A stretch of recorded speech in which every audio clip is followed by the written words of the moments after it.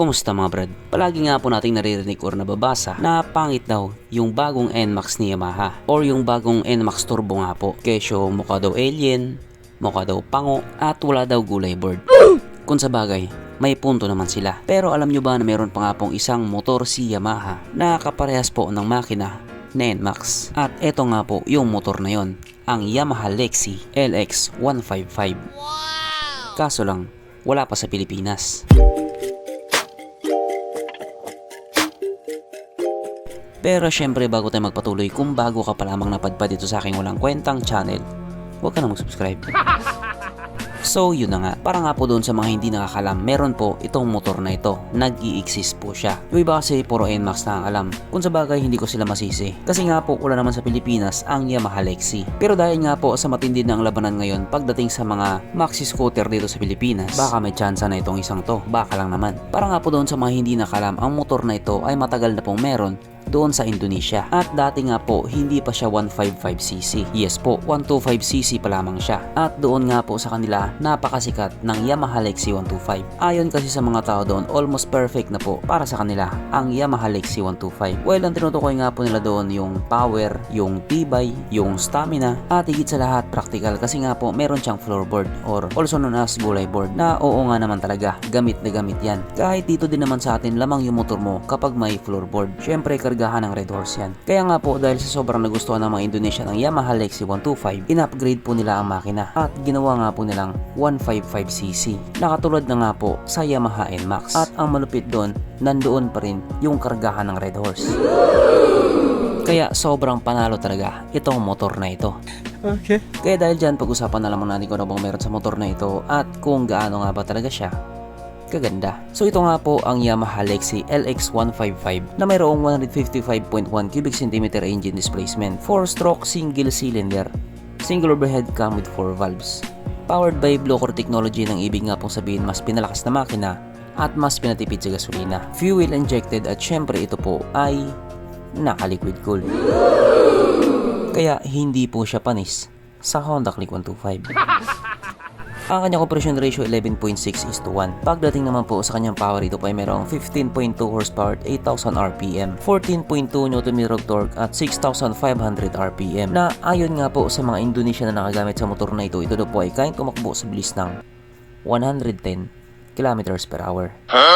Pero kapag nilabas sa Pilipinas yan, panigurado o abot ng 140 kph yan. Syempre, ibang usapan na kapag Pinoy na nakasampa.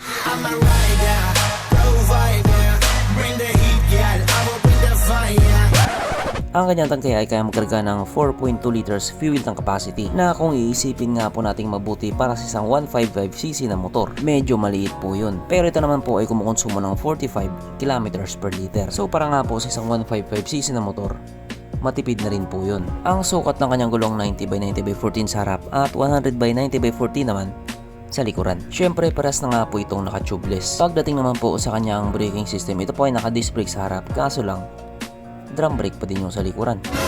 Pero meron naman po siyang ABS, naka-single channel ABS lang. Sa panahon nga po ngayon, nagiging issue na talaga kapag drum brake pa rin yung preno sa likuran. Issue para sa iba kasi nga palagi nilang kinukumpara. Kesyo, bakit si ganito naka-disc brake?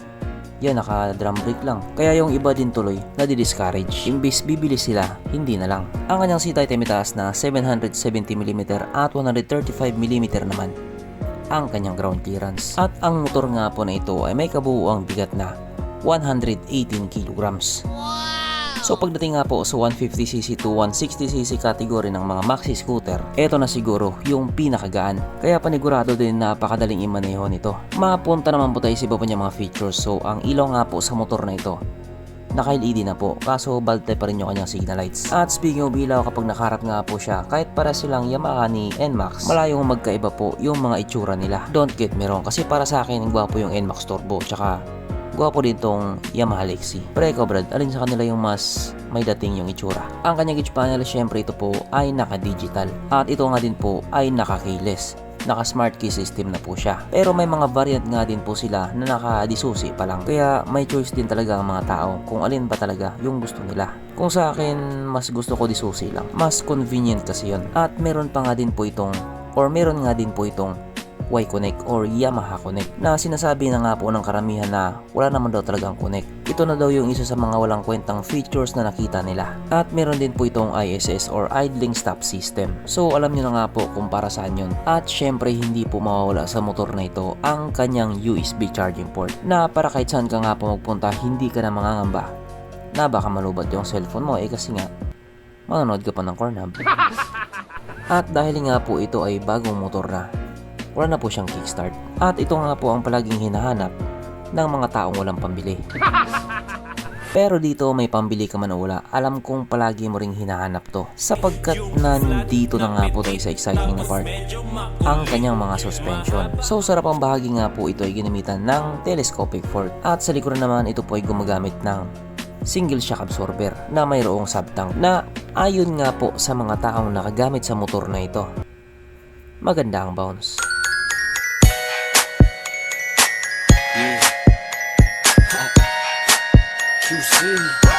Syempre ano pa ba?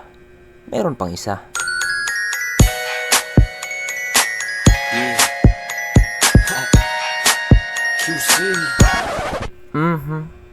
Panigurado. Wala na namang nalungkot. At dahil wala nga pong nalungkot, alamin na po natin kung present nga ba sa motor na ito yung tatlong pinaka-importanting features. So, una na nga po dito ang kanyang lagayan ng istalyon at good news mga brad. Meron siyang ganon. Meron siyang lagayan ng istalyon. Pangalawa, meron din po siyang sabitan ng pulutan. At oras na nga po para sa ating Red Horse Check, ang pinaka-importanting feature sa isang motor. At ayon nga po sa aking masusing pag-aanalisa, ang motor na ito ay kayang magkarga ng 2 kahong Red Horse.